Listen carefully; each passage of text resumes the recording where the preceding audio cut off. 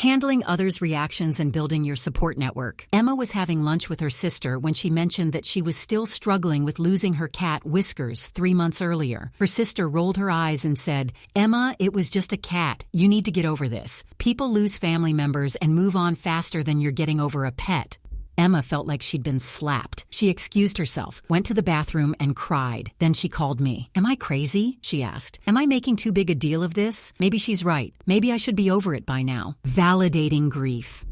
Here's what I told Emma. Your sister doesn't get it. That doesn't make your grief invalid. It just means she's never experienced the kind of bond you had with Whiskers. Her inability to understand doesn't diminish what you lost. But Emma's story raises something we all face when we're grieving: other people's reactions. Some people get it, some people don't. And some people say hurtful things without meaning to. Today we're talking about handling others' reactions and building your support network, because grief is hard enough without feeling judged or misunderstood by the people around you. Why people react the way they do. Before we talk about how to handle difficult reactions, let's understand why they happen in the first place. Most people who minimize pet loss aren't trying to be cruel. They genuinely don't understand the depth of the human-animal bond. Here's why. Lack of experience. First, they may never have experienced it themselves. If someone has never had a deep connection with a pet, they literally can't comprehend what you're going through. It's like trying to explain the color blue to someone who's been blind since birth.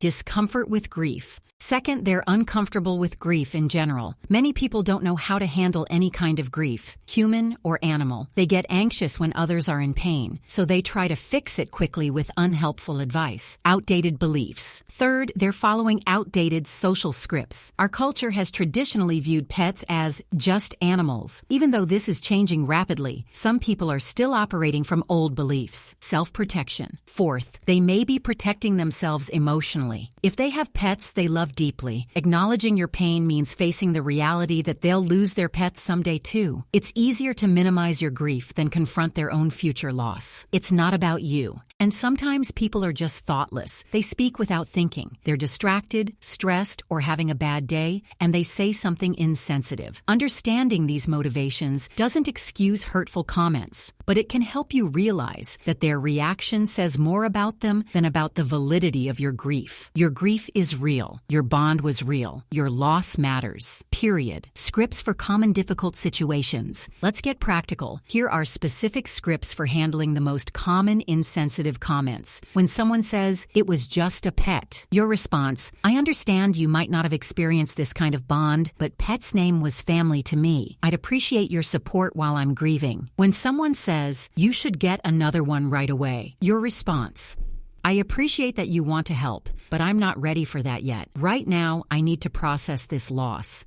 When someone says, "At least it wasn't a person," your response: "Different losses hurt in different ways. This loss is significant to me, and I need time to grieve." When someone says, "You're taking too long to get over this," your response: "Grief doesn't have a timeline. I'm healing at my own pace, and I'd appreciate your patience." When someone suggests you're being dramatic or overreacting, your response: "This might seem like an overreaction to you, but this relationship meant a lot to me. I hope you can respect that." Key elements of these responses. Notice a few things about these scripts. They're calm, not defensive. They educate without attacking. They set boundaries without cutting people off completely. They acknowledge the other person's perspective while standing firm in your own truth. You don't have to convince anyone that your grief is valid. You just have to protect your healing process. Some people will understand after you explain. Others won't. Both outcomes are okay. Your job isn't to convert everyone to understanding pet loss. Your job is to surround yourself with people who support you.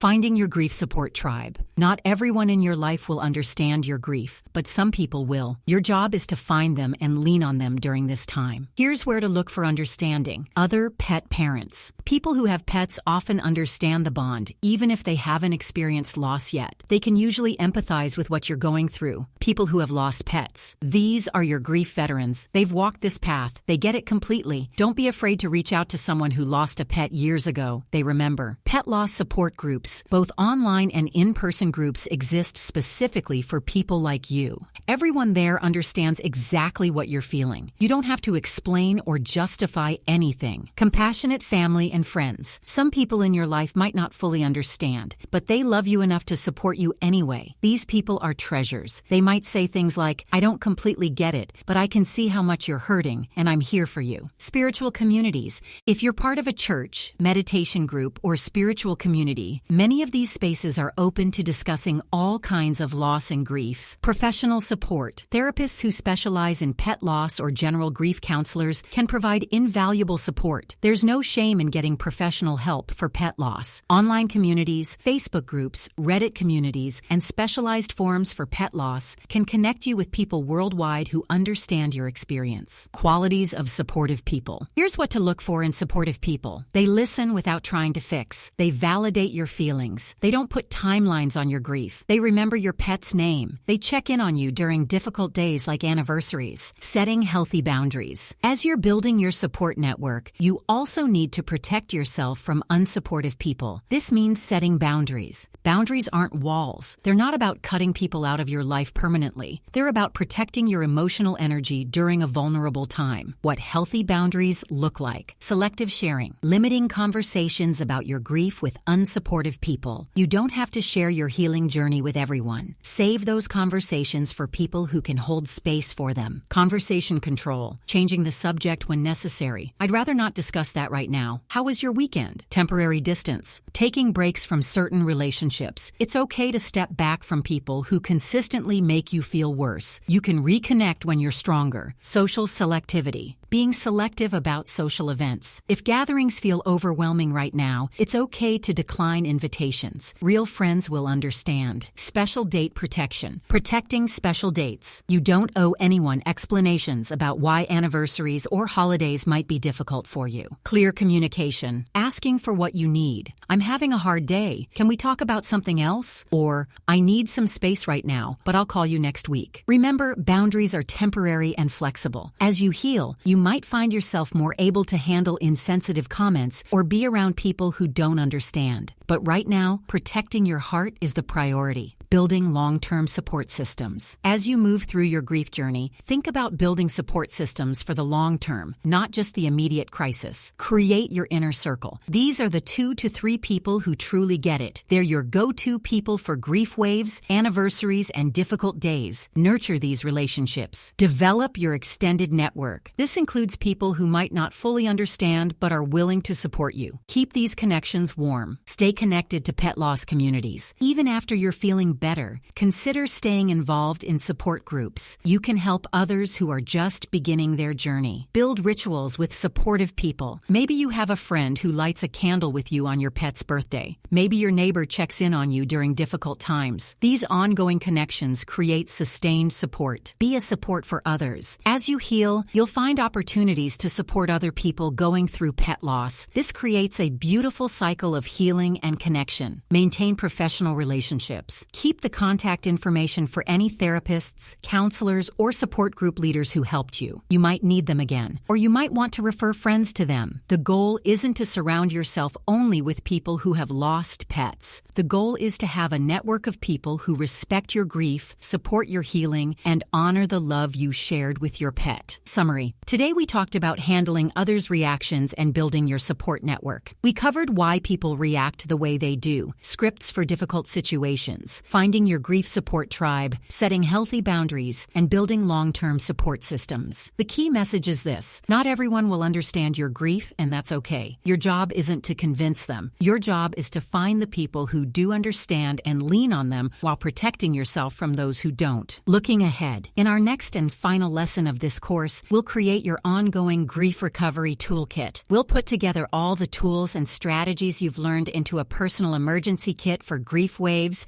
anniversaries, anniversaries, and unexpected triggers. But for now, remember, you deserve support. You deserve understanding. And if someone can't offer that, it says nothing about the validity of your grief and everything about their limitations. Action step. Here's your action step for today. Make 2 lists. First, write down the names of people in your life who have been supportive during your grief. These are your tribe members. Plan to nurture these relationships. Second, identify any people or situations that consistently make you feel worse about your grief. These are the areas where you need boundaries. Reach out to your supporters. Then, reach out to one person from your supportive list. Thank them for being there for you. Let them know what their support has meant. Start today. Building your support network is an active process. Start today. See you in our final lesson.